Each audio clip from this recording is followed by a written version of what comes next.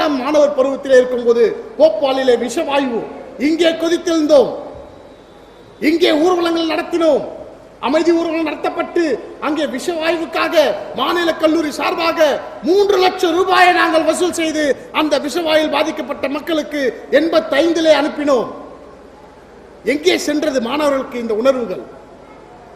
நம்முடைய இந்திய மக்கள் கல்வி முன்னேற்ற கழகத்தின் முதல் கொள்கை ஆரம்ப கல்வி முதல் ஆராய்ச்சி கல்வி வரை அனைத்து செலவையும் அரசாங்கம் ஏற்க வேண்டும்.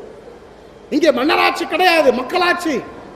நாம் வாக்களித்தால்தான், நம்முடைய வரிப்பணம் இருந்தால்தான் அந்த வரிப்பணத்தை வைத்துதான் பட்ஜெட் போடுவார்கள். ஆக நம்முடைய பணத்தை செலவு செய்வதற்கு அதிகாரம் கொடுப்பதுதான் நம்முடைய வாக்குச்சீட்டுக்கள்.